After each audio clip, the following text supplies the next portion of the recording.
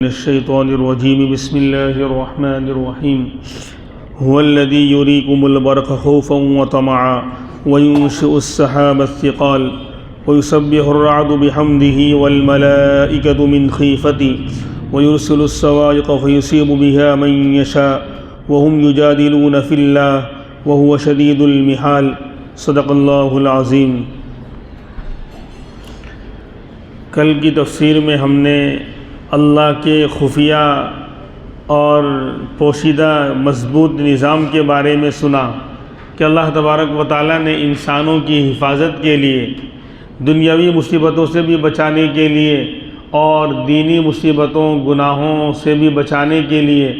فرشتوں کا کیسا شاندار نظام اللہ نے بنا رکھا ہے۔ کل کی تفصیل کے اندر بہت تفصیل کے ساتھ یہ بات آئی کہ روزانہ دو فرشتے باری باری انسان کی حفاظت کے لیے مقرر ہوتے ہیں اور اس کو گرنے سے اور جلنے سے اور ڈوبنے سے، ایکسیڈنٹ سے، یعنی دنیاوی مصیبتوں سے بھی بچاتے ہیں اور دینی مصیبتوں سے بھی، کہ اس کو گناہ اس کے دل میں نیکی کا الہام کرتے ہیں، نیکی کی بات ڈالتے ہیں، گناہوں سے بچنے کی فکر اس کے کرواتے ہیں، اور گناہ ہو جاتا ہے پھر بھی اس کو جو ہے توبہ کرنے کی اور اللہ سے مانگنے کی طرف متوجہ کرتے ہیں۔ جب بندہ ان تمام باتوں کو بالکل فالو نہیں کرتا، نہیں مانتا، گناہ کر کے ڈھٹائی پہ اتر آتا ہے اور دعا بھی نہیں کرتا اور معافی بھی نہیں مانگتا اور توبہ بھی نہیں کرتا، پھر جا کر لکھنے والے فرشتوں کو لکھنے کا آرڈر ہوتا ہے کہ اب گناہ لکھ لو۔ تو اتنا شاندار نظام چل رہا ہے، تفصیل سے کل ہم نے سنا۔ اور اس کے بعد پھر اللہ بتاتے ہیں کہ مصیبتیں پھر کیوں آتی ہیں، اس لیے آتی ہیں کہ جب اللہ وہ نظام ہٹا لیتے ہیں، جب مصیبت میں لانا چاہتے ہیں کسی بندے کو کہ وہ دنیا کی مصیبت میں گرفتار ہو، ایکسیڈنٹ ہو جائے یا بیماری آ جائے یا کوئی اور مسئلہ ہو جائے، تو فرشتوں کا وہ نظام، وہ سیکورٹی ہٹ جاتی ہے، اللہ ہٹا لیتے ہیں، پھر بندہ مصیبت میں گرفتار ہوتا ہے۔ اور پھر آگے آخر میں ہم نے سنا تھا، اور یہ بات تفسیر میں کل آئی تھی، کہ اللہ تبارک و تعالیٰ انسان کے اچھے حالات کو برے حال سے نہیں بدلتے، اس کی راحت اور سکون کی زندگی کو پریشانی اور مصیبتوں میں کنورٹ نہیں کرتے، نہیں بدلتے، کب تک جب تک کہ انسان خود ہی اپنے آپ کو نہ بدلے، کہ وہ اچھے عمل کر رہا تھا اور اپنے آپ کو بدل کر وہ گناہ میں مبتلا ہو گیا، برائی کرنے لگا، تو اب اس کے نتیجے میں اللہ اس کی خوشحالی کو، اس کے آرام و سکون والی زندگی کو مصیبتوں اور آفتوں اور بیماریوں کی طرف مبتلا کرتے ہیں، یعنی پھیرتے ہیں۔ جب تک بندہ اپنے اندر تبدیلی نہیں لاتا، ان اللہ لا یغیر ما بقوم حتی یغیروا ما بانفسہم، اس کا صحیح مطلب ہوتا ہے، صحیح تفسیر یہی ہے کہ بندہ جب تک اپنے حالات کو نہیں بدلتا، یا نہیں بگاڑتا، کہ وہ اچھے عمل کر رہا تھا پھر اپنے آپ کو بگاڑ دیا، گناہ کرنے لگا اور تکبر کرنے لگا، مال آ گیا، عہدہ مل گیا، تو جب یہ خود اپنے آپ کو بگاڑ دیتا ہے تو پھر اللہ کی طرف سے اس کی پکڑ آتی ہے اور اس کے اچھے حال کو اللہ بدلتے ہیں، برائی کی طرف اور گناہ کی طرف اور مصیبتوں کی طرف۔ تو یہ اللہ کا نظام ہے۔ بہرحال آج بھی اللہ تبارک و تعالیٰ اس آیت کے اندر بھی جو آج پڑھی گئی، اپنی طاقت اور اپنی قدرت کا اظہار فرما رہے ہیں۔ فرماتے ہیں، هو الذی یریکم البرق خوفا وطمعا، وہی اللہ ہے جو تم کو دکھلاتا ہے بجلی کو، بجلی جو کڑکتی ہے آسمانوں میں، بادلوں میں، وہ اللہ تم کو بجلی، برق کہتے ہیں بجلی کو، وہ اللہ تم کو بجلی دکھلاتا ہے۔ جب بجلی نظر آتی ہے تو دو حالتیں انسان کی ہو جاتی ہے، خوفا وطمعا، تو خوف کے مارے، بطور خوف کے دکھلاتا ہے، یعنی بہت سے لوگ ڈر جاتے ہیں اس سے کہ اب کہیں گر جائے گی اور آفت آ جائے گی اور مصیبت آ جائے گی اور ہلاک ہو جائیں گے، کیونکہ ایسے حادثے پیش آتے رہتے۔ بجلی گری اور انسان تباہ ہو گیا، گھر تباہ ہو گیا اور مکان تباہ ہو گیا، پورا درخت جو ہے کھڑے کھڑے جل گیا۔ تو یہ اللہ دکھلاتے ہیں تم کو بجلی، خوفاً، بطور خوف اور ڈر کے بھی، کہ بہت سے لوگ اس کو دیکھ کے ڈر جاتے ہیں، اور وطمعاً، اور امید کے طور پر بھی دکھلاتے ہیں، یعنی امید اور آرزو پیدا ہوتی ہے کہ اب بارش آئے گی، بجلی چمک رہی ہے، بادل گرج رہے ہیں، تو یہ تو اللہ کی رحمت کے آنے کا وقت تو ہو گیا۔ تو جو کسان ہیں اور جو بارش کے لیے بےتاب تھے، پریشان تھے، تو یہ بجلی کا چمکنا طمعاً ان کو بطور امید اور آرزو کے چمکنا ہوا، اب ان کی امید بڑھ جاتی ہے، ان کی تمنا بڑھ جاتی ہے کہ اب بارش آئے گی۔ تو اللہ بجلی کو دکھلا رہا ہے، کسی کو ڈرا رہا ہے اس سے، اور کسی کے لیے آرزو اور تمنا پیدا کر رہا ہے کہ اب راحت آئے گی اور اللہ کی رحمت برسے گی اور مسئلہ حل ہوگا۔ ہم نے جو کھیت میں ہل چلا رکھا ہے، اس کے اوپر پانی پہنچے گا اور کھیتی لہلہائے گی اور سبزہ اگے گا اور ہمارا کام بنے گا۔ تو فرماتے ہیں وہ اللہ جو تم کو دکھلاتا ہے بجلی خوف کے طور پر بھی اور بطور امید کے بھی دکھلاتا ہے۔ وَيُنشِئُ السَّحَابَ الثِّقَالَ، اور اللہ بڑے بڑے بوجھ والے بادلوں کو اللہ اوپر اٹھاتا ہے اور پیدا کرتا ہے۔ جی یہ جو بادل ہیں اس کے اندر لاکھوں ٹن من پانی، اور پانی تو بھاری ہوتا ہے، سمجھے کہ نہیں، 10-20-50 کلو ہو جائے تو ہم اٹھا نہیں سکتے۔ تو انہی بادلوں میں جو بھاپ کی شکل میں آسمانوں کی طرف اڑ رہے ہیں اور چلے جا رہے، ہوائیں ان کو لے جا رہی ہیں، جہاں بھی اللہ کا آرڈر ہوتا ہے وہاں جا کر وہ برستے ہیں۔ تو دیکھنے میں تو ایک روئی کا گالا اور ایک بالکل ہلکا اور معمولی سا بادل نظر آتا ہے۔ بعض مرتبہ آپ اوپر چلے جائیں جہاں بادل آپ سے ٹکرا کے گزرے گا تو ایسا لگے گا کہ تو کچھ ہے ہی نہیں، ایک دھواں ہے، ایک ہوا ہے تو ٹکرا رہی ہے، لیکن وہ بہت بوجھل ہوتے ہیں۔ یہ اللہ کی قدرت ہے کہ ہے بہت بھاری اور بوجھل، لیکن اڑ رہا ہے روئی کی طرح، چل رہا ہے روئی کی طرح۔ اور وہی بادل جب برسنا شروع کرتے ہیں تو دریا کی دریا بھر جاتے ہیں، سیلاب آ جاتا ہے، آبادیاں تباہ ہو جاتی ہیں، اور بہت سے گاؤں ڈوب جاتے ہیں، بستیاں ڈوب جاتی ہیں اور ہلاکتیں ہو جاتی ہیں، ہزاروں جانور مر جاتے ہیں، گھر بار اور گاڑیاں اور پتہ نہیں کیا کیا سب کو بہا کر لے جاتا ہے سیلاب جب آتا ہے۔ حالانکہ دیکھنے میں وہ روئی کی طرح نظر آ رہا تھا، بلکہ بعض مرتبہ اوپر جب بادل کی طرف یعنی پہاڑوں پر اور اونچائی پر جاتے ہیں، مسوری چلے گئے آپ یا کشمیر چلے گئے تو وہاں بادل بلکہ بہت سی مرتبہ نیچے ہو جاتا ہے، ہم اوپر ہو جاتے ہیں یا ہم سے ٹکرا کے گزر رہا ہے، لیکن کچھ بھی احساس نہیں ہوتا۔ آپ اس میں سے ایک گلاس پانی نکال کے پینا چاہیں کہ بادل یہاں سے گزر رہا ہے، اللہ پیاس لگی یہیں سے پانی لے لوں، نہیں ملے گا، وہ سسٹم ہی نہیں ہے اللہ کا۔ لیکن جب وہ برسیں گے تو ایک گلاس نہیں بلکہ لاکھوں گلاس اس میں پانی ہوگا۔ تو یہ اللہ کا نظام ہے کہ اللہ ان بھاری بھرکم بادلوں کو آسمان میں بادل بنا کر اڑا دیتا ہے اور ہوائیں ان کو لے کر چلتی رہتی ہیں۔ وَيُنشِئُ السَّحَابَ الثِّقَالَ، کہ اللہ بوجھل بادلوں کو بھی بلند کرتا ہے، پیدا کرتا ہے اور ہواؤں کے ساتھ ان کو چلاتا ہے۔ پھر کیا ہوتا ہے؟ وَيُسَبِّحُ الرَّعْدُ بِحَمْدِهِ وَالْمَلَائِكَةُ مِنْ خِيفَتِهِ، ہم سمجھتے ہیں کہ انسان اور جنات اور فرشتے ہی اللہ کی حمد و ثنا کرتے ہوں گے، اللہ کو یاد کرتے ہیں۔ یہاں کہہ رہے ہیں کہ یہ جو بجلی ہے، رعد، یہ جو گرج ہے اور بجلی ہے، بادل کی جو گرج ہے، آواز ہے، بولے یہ آواز ہمیں آواز نظر آتی ہے لیکن یہ اللہ کی حمد کر رہی ہے، اللہ کی پاکی بیان کر رہی ہے۔ اس سورت کا نام سورہ رعد اس لیے رکھا گیا ہے، رعد اس بجلی کی آواز کو کہتے ہیں جو گرجدار ہوتی ہے۔ تو وہ ہم کو تو گرجنے کی ایک آواز، خطرناک آواز سنائی دے رہی ہے، لیکن اللہ فرما رہے وَيُسَبِّحُ الرَّعْدُ بِحَمْدِهِ، وہ بجلی کی کڑک جو ہے وہ بھی اللہ کی تسبیح کرتی ہے، اللہ کی پاکی بیان کرتی ہے اللہ کی حمد کے ساتھ۔ قرآن میں نہ ہوتا تو ہمیں یقین بالکل نہ ہوتا، لیکن قرآن میں اللہ تبارک و تعالیٰ یہ بات بیان کر رہے ہیں کہ وہ بجلی جو ہمیں سنائی دیتی ہے خطرناک آواز، لیکن وہ بھی اللہ کی گویا حمد کر رہی ہے، اللہ کی پاکی بیان کر رہی ہے۔ تو رعد اس بجلی کی آواز کو، گرج کو کہتے ہیں۔ اور حدیث پاک میں آتا ہے ایک مرتبہ ایک یہودی نے آپ صلی اللہ علیہ وسلم سے دریافت کیا، یا ابو القاسم، ابو القاسم آپ کی کنیت ہے، قاسم آپ کے صاحبزادے کا ایک نام تھا، تو ابو القاسم یہ قاسم کے ابا، یہ رعد کیا چیز ہے؟ اس نے سوال کیا یہ رعد کیا چیز ہے؟ تو آپ نے فرمایا رعد ایک فرشتہ ہے، رعد ایک فرشتہ ہے جس کو اللہ نے بادلوں پر مقرر کر رکھا ہے کہ وہ بادلوں کے نظام کو اور بارش کے نظام کو ہینڈل کرتا ہے، بادلوں کو ہانکتا ہے، لے کر چلتا ہے، جہاں ہوا کے ذریعے اور گرج کے ذریعے اس کے پاس جو ہے اللہ نے وہ روشنی کی اور آگ کی طاقت دے رکھی ہے، جس سے وہ مارتا ہے اور ہانکتا ہے تو وہ بجلی چمکتی ہے اور ہمیں ایسا لگتا ہے کہ چنگاری نکل رہی ہے اور آگ نکل رہی ہے۔ وہ بادلوں کو ہانکتا ہوا چلتا ہے، اللہ کے حکم کو فالو کرتا ہے، جہاں اللہ کہتے ہیں کہ یہاں لے کر چل تو وہاں لے کر چلتا ہے، وہ اس پر مقرر ہے، اور جہاں کہا جاتا ہے کہ یہاں برسنا ہے تو وہاں بارش برساتا ہے وہ۔ تو یہ فرشتے کا نام ہے۔ تو اگر فرشتے کا نام ہے یہ حدیث کے مطابق تو پھر تو بالکل اس کا تسبیح کرنا اور اس کا حمد کرنا بالکل واضح ہے اب تو، کہ وہ ایک مخلوق ہے، ایک جاندار ہے، فرشتہ جو نور سے پیدا ہوا ہے، تو وہ اللہ کی حمد کر رہا ہے، اللہ کی پاکی بیان کر رہا ہے، یہ تو بہت آسان بات ہے اس کو سمجھنا تو۔ لیکن اگر وہ گرج، رات سے مراد وہ بادل کی بجلی کی گرج کی آواز جو ہے اگر وہ مراد لے تو بھی اس کے اندر بھی اللہ کی حمد چھپی ہو سکتی ہے، کیونکہ دوسری آیت میں آیا ہے وَإِن مِّن شَيْءٍ إِلَّا يُسَبِّحُ بِحَمْدِهِ، ہر چیز اللہ کی تسبیح بیان کرتی ہے اس کی حمد کے ساتھ۔ یہ بے جان چیز ہے، یہ پتھر ہے، یہ لکڑیاں ہیں، یہ لوہا ہے، یہ تانبا ہے، جن کے اندر ہمیں کوئی جان اور احساس اور شعور اور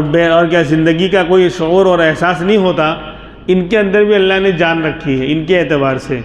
پتھروں کے بارے میں ہے قرآن میں، پتھروں کے بارے میں ہے وَإِنَّ مِنَ الْحِجَارَةِ لَمَا يَتَفَجَّرُ مِنْهُ الْمَاءُ، کہ بہت سے پتھر ایسے ہیں کہ ان میں سے چشمے جاری ہو جاتے ہیں۔ دیکھو پہاڑوں میں پتھر پھٹتا ہے اور شاندار چشمہ بہہ پڑتا ہے۔ وَإِنَّ مِنْهَا لَمَا يَشَّقَّقُ فَيَخْرُجُ مِنْهُ الْمَاءُ، اور بہت سے پتھر ایسے ہیں کہ ان میں سے کھود کھود کر پانی تھوڑا بہت نکالا جاتا ہے۔ ایک پتھر وہ تھا کہ اس سے تو چشمے بہہ پڑے، وہ چشمہ پھر بہت بڑے دریا کو بھی بھر دیتا ہے۔ اور بعض پتھر ایسے ہیں کہ اتنا پانی تو نہیں نکلتا لیکن اس کو پھاڑا اور توڑا جاتا ہے، بورنگ کرتے ہیں ہم، پتھر کی چٹان ٹوٹتی ہے تو پھر بھی پانی نکلتا ہے۔ اور وَإِنَّ مِنْهَا لَمَا يَهْبِطُ مِنْ خَشْيَةِ اللَّهِ، اور بہت سے پتھر ایسے ہیں جو نہ ان سے پانی کا چشمہ جاری ہوتا ہے نہ تھوڑا بہت پانی نکلتا ہے، بلکہ لَمَا يَهْبِطُ مِنْ خَشْيَةِ اللَّهِ، بہت سے پتھر وہ ہیں کہ اللہ کے ڈر سے اوپر سے نیچے گر پڑتے ہیں، اللہ کے ڈر سے، اللہ کی خشیت اور خوف سے اوپر سے نیچے آ جاتے ہیں، بے جان ہیں لیکن ان پر جب اللہ کا خوف طاری ہوتا ہے تو ہم سنتے ہیں نا کہ چٹانیں کیا کہتے ہیں، پتھروں سے چٹان کھسکی، پتھر کھسکا۔ ابھی تو بارش کے موسم میں زیادہ ہوتا ہے، کشمیر کے علاقے میں چلے جائیے اور راستے میں جو پہاڑی راستہ ہوتا ہے، ایک طرف پہاڑ ہے تو وہاں سے پتھر کی چٹانیں گرتی رہتی ہیں، تو ہر مرتبہ گرنا اس لیے نہیں ہوتا کہ وہاں جو مٹی نے جگہ چھوڑ دی اور تیز آندھی آئی تو گر گیا، بعض مرتبہ گرنا اللہ کے خوف سے بھی ہوتا ہے۔ اس کا مطلب یہ بھی نہیں کہ ہر مرتبہ گرنا اللہ کے خوف سے ہوتا ہے، اور اس کا مطلب یہ بھی نہیں کہ جب بھی وہ گرتا ہے تو وہ آندھی اور طوفان اور زمین کی مٹی کے ہٹ جانے سے وہ نیچے گر پڑتا ہے۔ دونوں باتیں ہیں، کوئی مصیبت اور آفت کی بنا پر بھی وہ گر پڑتا ہے، آندھی طوفان آ گیا، اس کا بیلنس ہٹ گیا، مٹی ہٹ گئی اور وہ جگہ خالی ہو گئی تو گر پڑتا ہے، اور بہت سی مرتبہ کچھ نہیں ہوتا، اللہ کے ڈر اور خوف سے بھی وہ نیچے آ جاتا ہے۔ تو دیکھو پتھروں میں بھی حس اور جان ہے کہ اللہ کا خوف ان پر طاری ہوتا ہے تو وہ بھی اوپر سے نیچے گر پڑتے ہیں۔ تو پھر اگر بجلی کی آواز میں اللہ کی وہ تسبیح بیان کرے تو کیا مشکل کام ہے، کیا مشکل بات ہے۔ لہذا رات کا مطلب ایک فرشتے کا نام بھی ہو سکتا ہے، جو بھی حدیث آپ کو سنائی گئی اس کے مطابق تو اس کا تسبیح بیان کرنا اور اس کا پاکی بیان کرنا بالکل جو ہے صحیح ہے، درست ہے۔ فرشتے تو اللہ کی پاکی بیان کرتے ہی ہیں۔ اور اگر رات سے مراد اس بجلی کی آواز مراد ہے تو آواز کے اندر بھی وہ اللہ کی حمد کر رہا ہو تو ہم نہیں سمجھ سکتے، جسے ہر پرندہ اللہ اور ہر جاندار اللہ کی حمد و ثنا کرتے ہیں، لیکن ہمیں سمجھ میں نہیں آتا۔ قرآن خود کہہ رہا ہے وَلَٰكِن لَّا تَفْقَهُونَ تَسْبِيحَهُمْ، ہر چیز اللہ کی پاکی بیان کرتی ہے، لیکن اے انسانوں تم کو ان کا تسبیح پڑھنا سمجھ میں نہیں آئے گا۔ پرندوں کی بولیاں ہم نہیں سمجھ سکتے، پرندوں کی بولیاں، انسان جس فیلڈ کا ہوتا ہے پرندوں کی بولی میں اس کو وہی سنائی دیتا ہے۔ ایک جو ہے پرندہ جو ہے وہ چہچہا رہا تھا اور گنگنا رہا تھا، تو ایک جو ہے سبزی والا وہاں سے گزر رہا تھا تو ایک انسان اس کو پوچھتا ہے کہ بھئی دیکھو یہ کیا کہہ رہا ہے، تو وہ سبزی والا تھا تو کہتا ہے سبزی اور یہ اس طرح کی کھانے کی چیزیں بیچا کرتا تھا، دکان والا تھا،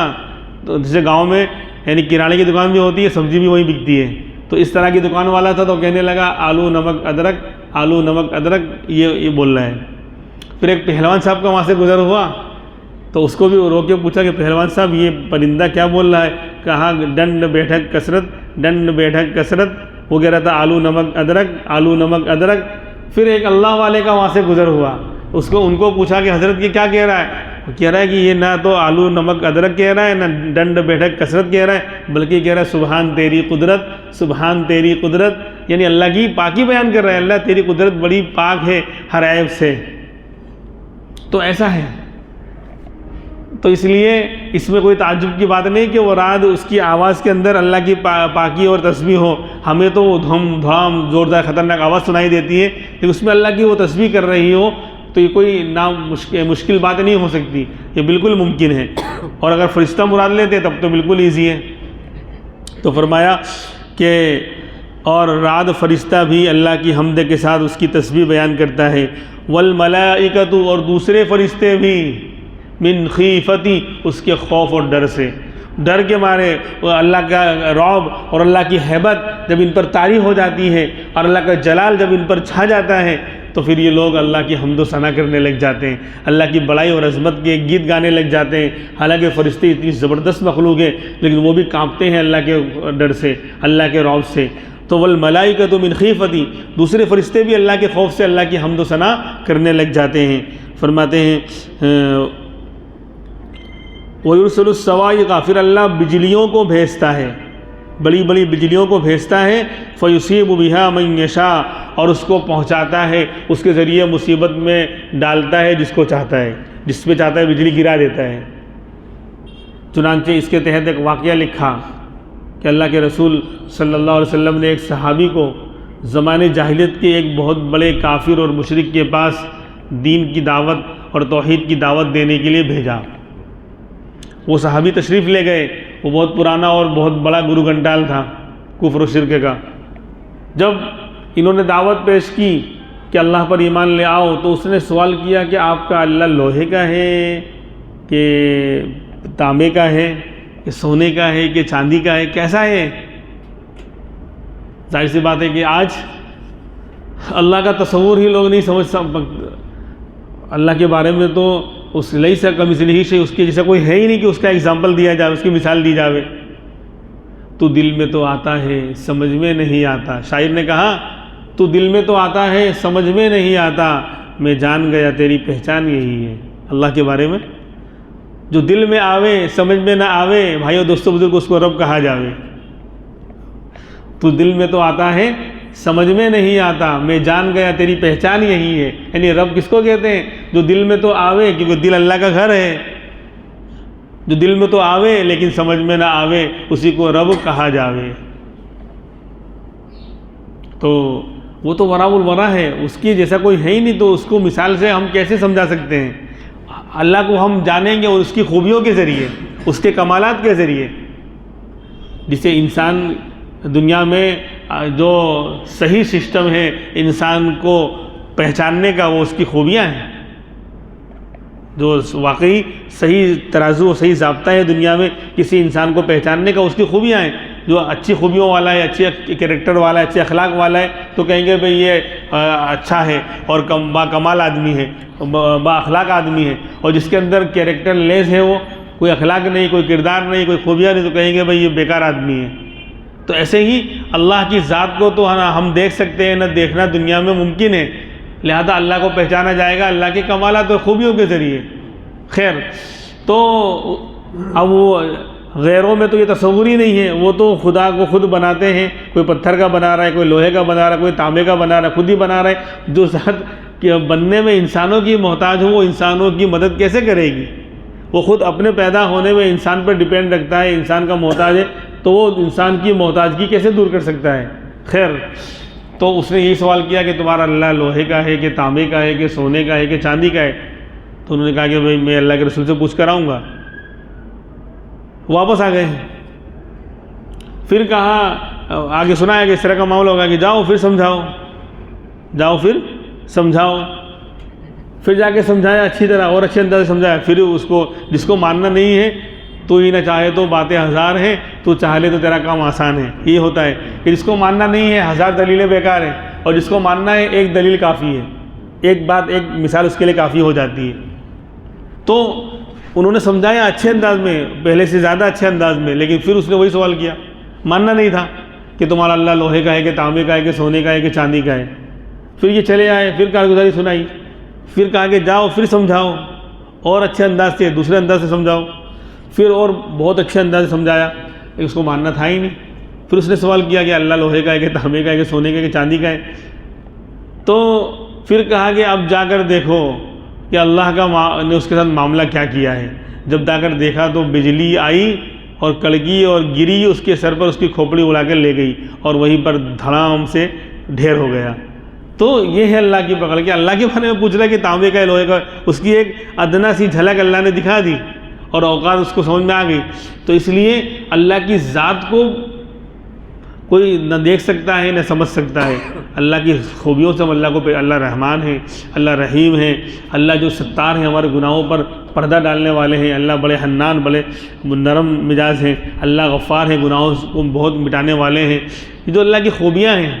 اللہ قادر مطلق ہیں، اللہ رزاق ہیں، ہر ایک کو رزق دینے والے ہیں، اللہ رب ہیں، سب کو پالنے پرورش کرنے والے، ان خوبیوں سے ہم اللہ کو پہچانیں گے۔ انشاءاللہ دیدار تو کل جنت میں ہوگا، دیدار تو انشاءاللہ جنت میں ہوگا، اللہ کروائیں گے، اور عجیب و غریب انداز سے ہوگا، کیونکہ اس دنیا میں دنیا کی آنکھوں میں وہ طاقت ہی نہیں ہے کہ وہ اللہ کو دیکھ سکیں۔ پھر میں وہ اشارہ کرتا ہوں موسیٰ علیہ السلام نے، کیونکہ موسیٰ علیہ السلام سے اللہ کو بڑا پیار تھا، وہ کلیم اللہ بن گئے تھے، ان سے اللہ ڈائریکٹ گفتگو کرتے تھے، یعنی نور اور روشنی نظر آتی تھی کوہ طور پر، اور اس میں سے آواز آتی تھی، اللہ بولتے تھے، بات کرتے تھے، اور موسیٰ علیہ السلام جواب دیتے تھے۔ تو جب تعلقات بڑھتا ہے تو پھر انسان اور آگے قدم رکھتا ہے۔ جب آپس میں بات چیت ہو رہی ہے تو کہ ایک دن کہہ دیا کہ ربی ارینی انظر الیک، کہ اللہ مجھے یہ موقع دے، میں تجھے دیکھوں، دیکھنا چاہتا ہوں۔ قال لن ترانی، آپ مجھے ہرگز دیکھ نہیں سکتے۔ کہا کہ اللہ پلیز پلیز پلیز، جیسے ہوتا ہے نا آپس میں تعلق کہ اللہ پھر بھی کچھ تھوڑا سا پلیز پلیز پلیز، تو کہا پلیز پلیز مت کرو۔ ایک شکل ہے کہ میں اپنے نور کا ایک تھوڑا سا عکس، تھوڑی سی جھلک سامنے جو پہاڑ نظر آ رہا ہے اس پر ڈالتا ہوں۔ ڈائریکٹ تو تم میرے اس نور کو دیکھ نہیں سکتے، میں اپنے نور میں مستور ہوں، اللہ اپنے نور میں چھپے ہوئے ہیں، تو میں تھوڑا سا اپنے نور کا، اپنی تجلی کا تھوڑا سا عکس ڈالتا ہوں اس پہاڑ پر، تو ڈائریکٹ تم اس نور کو تو دیکھ نہیں پاؤ گے، لیکن جو اس کا عکس وہاں پڑا، اس سے جو پہاڑ کی کیفیت بدلی ہے، اگر تم اس کو دیکھ لو گے تو ہو سکتا ہے آئندہ مجھے دیکھ لو۔ وَلَكِنْ انظُرْ إِلَى الْجَبَلِ فَإِنِ اسْتَقَرَّ مَكَانَهُ فَسَوْفَ تَرَانِي فَلَمَّا تَجَلَّى رَبُّهُ لِلْجَبَلِ جَعَلَهُ دَكًّا وَخَرَّ مُوسَىٰ صَعِقًا۔ جب اللہ نے اپنا عکس، اپنی تجلی ڈالی نور کی کوہ طور کے اس پہاڑ پر، جَعَلَهُ دَكًّا، اس کو ریزہ ریزہ کر دیا۔ وہ اس کے اللہ کی نور کی ہیبت کو برداشت نہیں کر سکا، اس سے بالکل کالا سیاہ ہو کر ریزہ ریزہ اور ٹکڑے ٹکڑے ہو گیا۔ اور لوگ کہتے ہیں کہ آج بھی وہ پہاڑ اس طرف کا کالا ہی ہے۔ اب تو یوٹیوب رحمۃ اللہ علیہ کی رحمت یہاں تک بھی کام کر سکتی ہے کہ اگر انسان اس کو دیکھنا چاہے تو دیکھ سکتا ہے، بہت ہی اچھی چیز ہے اور بہت ہی بری چیز بھی ہے۔ تو وہ پہاڑ کے بارے میں کہتے ہیں کہ اس کا ایک حصہ جو ہے آج بھی کالا ہے بالکل، جہاں پر اللہ کی نور کی تجلی پڑی تھی۔ جب دیکھا، یعنی ڈائریکٹ تو نہیں دیکھا، اس کا زیروکس دیکھا، اللہ کے نور کا زیروکس دیکھا موسیٰ علیہ السلام نے، ڈائریکٹ اصل کاپی نہیں دیکھی، جو عکس وہاں ڈالا تھا اس کو دیکھا پہاڑ کو، تو فخر موسیٰ صعقا، گش کھا کے وہیں بے ہوش ہو گئے، اس کو برداشت ہی نہیں کر سکے۔ فلما افاق قال سبحانک، جب افاقہ ہوا، ہوش ہے تو کہ پاک ہے اے ذات، اے رب تو پاک ہے، میں توبہ کرتا ہوں آئندہ ایسا نہیں بولوں گا، آئندہ یہ درخواست نہیں کروں گا۔ تو موسیٰ علیہ السلام کیوں بے ہوش ہوئے تھے اور تاب نہیں کیا؟ ان آنکھوں میں وہ طاقت ہی نہیں ہے دنیا کی کہ اللہ کا دیدار کر سکیں۔ لیکن لکھا ہے تفسیر در منصور کے اندر، اس وقت موسیٰ علیہ السلام نے جو اللہ کے عکس کو، زیروکس کو پہاڑ پر دیکھا تھا، اس نور سے موسیٰ علیہ السلام ایسے نورانی ہو گئے تھے، یعنی عکس کا عکس، زیروکس کی زیروکس، جو اس کا اثر ادھر آیا تھا آنکھوں میں دیکھنے کی بنا پر، کہ اگر کوئی موسیٰ علیہ السلام کو اس وقت وہاں دیکھ لیتا تو وہ اس نور اور خوبصورتی کو یعنی برداشت نہیں کر سکتا اور مر جاتا، یعنی اس خوبصورتی کو دیکھ ہی نہیں سکتا تھا، اور یعنی خوبصورتی کو دیکھ کر یعنی خوشی کے مارے مر جاتا،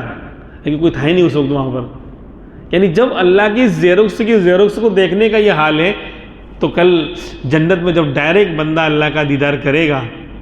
انشاءاللہ، جب ڈائریکٹ دیدار ہوگا تو پھر لکھا ہے کتابوں میں کہ بندہ جب اپنے رب کا جنتی ایک میدان میں سب جمع ہوں گے اور اللہ اپنا دیدار کروائیں گے، جب دیدار کر کے واپس ہوں گے اپنے گھروں کی طرف، اپنی بیگمات کی طرف، تو ایک وقت تھا کہ جب جنت میں آیا تھا اور حور پر پہلی نظر پڑی تھی تو 500 سال تک دیکھتا رہ گیا، ٹک ٹکی باندھ کر، نظر نہیں ہٹی، پتہ ہی نہیں چلا 500 سال گزر گئے، اتنی خوبصورت حور ہوگی، بیوی ہوگی۔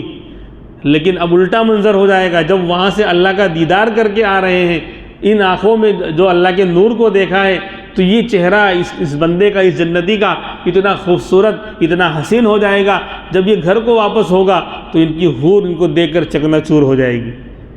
وہ دیکھتے رہ جائے گی، دیکھتے کہ وہی میاں ہیں یا بدلے ہوئے ہیں، بدلے سے میرے آج کیا کہتے ہیں وہ ہے نا شعر کہ لگ رہے ہیں، تو اب وہ یعنی حیران و پریشان ہو جائے گی، یعنی اتنا اللہ کو دیکھنے کی بنا پر بندہ اتنا حسین اور خوبصورت ہو جائے گا۔ خیر،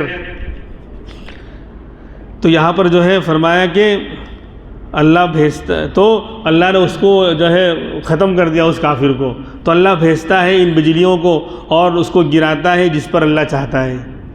اور بندے کیا آپس میں الجھے رہتے ہیں، وَهُمْ يُجَادِلُونَ فِي اللَّهِ، حالانکہ وہ اللہ سے اللہ کے بارے میں جھگڑا کر رہے ہوتے ہیں۔ وہ جھگڑا کر رہا تھا نا، یہ سمجھا رہے ہیں صحابی توحید کو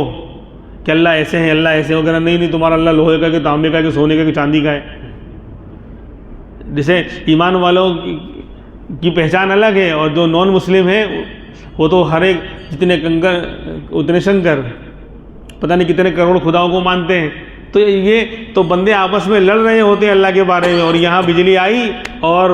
کام تمام ہو گیا، گری اور کام تمام کر دیا۔ تو وہ شدید المحال، وہ اللہ بڑی زبردست طاقت والا ہے، بڑی زبردست قوت والا ہے، اس کی طاقت اور قوت کے الگ الگ مظاہرے ہیں، وہ پکڑنے پر آتا ہے تو الگ الگ انداز سے پکڑتا ہے، انسان کو اس کا احساس بھی نہیں ہوتا، شعور بھی نہیں ہوتا، پتہ بھی نہیں چلتا۔ اب ایک آیت رہ گئی، فرماتے لہو دعوت الحق، حقیقت میں پکارنا تو اسی کو ہے، سچائی کا پکارنا اسی کو ہے۔ سچ مچ اگر کوئی کسی کو پکارنے کے لائق کوئی ذات ہے، مانگنے کے لائق کوئی ذات ہے، دعا کرنے کے لائق کوئی ذات ہے تو اللہ ہی کی ہے۔ لہو دعوت الحق، حق کی دعوت، حق کا پکارنا اسی اللہ کے لیے ہے۔ آج اللہ کے علاوہ جن کو دوسرے لوگ پکار رہے ہیں ان کی کوئی حیثیت نہیں ہے، کوئی ویلو نہیں ہے، ان کا کوئی وجود ہی نہیں ہے، خیالی تصویریں بنا رکھی ہیں خداؤں کی کہ یہ بھی خدا ہے، یہ بھی خدا ہے، یہ بھی خدا ہے، کوئی پتھر کو، کوئی کنکر کو، کوئی پتہ نہیں کس کو، کوئی مورتیوں کو، کوئی بتوں کو، کوئی سورج کو، کوئی چاند کو، کوئی درخت کو، کوئی آگ کو، پتہ نہیں کہاں کہاں انسان جو ہے بھٹک رہا ہے۔ تو قرآن کہہ رہا ہے نہیں، لہو دعوت الحق، حق والا پکارنا اور حق والا جو ہے مانگنا تو اللہ ہی کی شان ہے، اللہ ہی کو پکارنا سچ مچ کیا ہے پکارنا ہے، اس کے علاوہ اللہ کے علاوہ کسی کو پکارنا، اس سے مانگنا یہ کچھ بھی نہیں ہے، اس کی کوئی حقیقت نہیں ہے۔ اب ایک شاندار مثال دے رہے ہیں کہ اللہ کے علاوہ جن دوسرے خداؤں کو لوگ پکار رہے ہیں تو اس کی حالت اور کنڈیشن کیا ہے، ان کو کیا ہاتھ آ رہا ہے۔ والذین یدعون من دون اللہ، وہ لوگ جو اللہ کے علاوہ دوسروں کو پکار رہے ہیں، خدا مان رہے ہیں، ان سے مانگ رہے ہیں، تو فرما رہے ہیں ان خداؤں کی حالت کیا، لا یستجیبون لہم بشیء، وہ ان کی کوئی بات کو قبول کرنے والے اور سننے والے نہیں ہیں۔ بت کے سامنے کوئی کیا کہتے ہیں ہاتھ جوڑ کے مانگ رہا ہے، یہ کر دو وہ کر دو، وہ کہاں سن رہا ہے۔ تو جو لوگ اللہ کے علاوہ کو پکار رہے ہیں، ان کو مان رہے ہیں یا ان سے مانگ رہے ہیں، تو ان کی پوزیشن کیا ہے ان خداؤں کی، لا یستجیبون لہ بشیء، وہ ذرہ برابر ان کی بات کو سننے والے اور قبول کرنے والے نہیں ہیں۔ ان کی مثال تو ایسی ہے، الا کباسط کفیہ، ان کی مثال اس شخص کی طرح ہے جو دونوں ہاتھوں کو پھیلائے ہوئے ہیں، اس کو سخت پیاس لگی ہے، بہت پانی کا وہ حاجت مند ہے، اور دونوں ہاتھ پھیلائے ہوئے ہیں کس کی طرف، الی الماء، پانی سامنے دریا ہے، سمندر ہے، جھیل ہے، تالاب ہے، خوب پانی ہے، اور وہ دونوں ہاتھ پھیلا کر پانی کی طرف پانی کو بلا رہا ہے، آجا آجا آجا، لیبلغ فاہ، تاکہ پانی اس کے منہ تک پہنچ جاوے، دونوں ہاتھ پھیلا کر آجا، please come come come here, آجا آجا آجا، لیبلغ فاہ، تاکہ پانی اس کے منہ تک پہنچ جائیں۔ تو آنے کا ہے، پہنچنے کا ہے، وما هو ببالغی، وہ پانی ان کے منہ تک پہنچنے والا نہیں۔ تو اللہ کے علاوہ جن خداؤں کو پوجا جا رہا ہے، جن کو آج پوچھا جا رہا ہے، جن کو آج پکارا جا رہا ہے، جن سے آج مانگا جا رہا ہے، اس کی شاندار ایک عام سمجھ میں آنے والی مثال، سیدھی سادی مثال اللہ نے دے دی کہ پانی کی طرف ہاتھ پھیلا دو، پانی خوب ہے، سمندر ہے، دریا بھرا ہوا ہے، اور کہہ رہا ہے آجا آجا، میں پیاسا ہوں، آجا، دیکھ دیکھ دیکھ، ہونٹ سوکھ رہا ہے، بولا نہیں جا رہا، آجا آجا، تو پانی قیامت کی شام تک نہیں آنے کا۔ تو ایسے ہی یعنی اس کا کام نہیں بننے کا، ایسے ہی جو لوگ اللہ کے علاوہ کو پوج رہے ہیں یا پکار رہے ہیں، ان سے مانگ رہے ہیں، وہ ان کی بات کو قیامت کی شام تک نہیں سننے والے، اور جب سننے والے نہیں تو ان کی مراد کہاں سے پورا کریں گے؟ یہ حال ہے۔ کتنی شاندار مثال دی، فرمایا یہی حال ہے، وما دعاء الکافرین الا فی ضلال، کافروں کا پکارنا تو بالکل گمراہی اور ضائع ہونے والا ہے۔ جو بھی کافر مشرک اللہ کے علاوہ کو پکار رہے ہیں، ان کی پکار ضائع اور اکارت جانے والی ہے، بیکار جانے والی ہے، اور اللہ کو پکارنے والا کامیاب ہونے والا ہے۔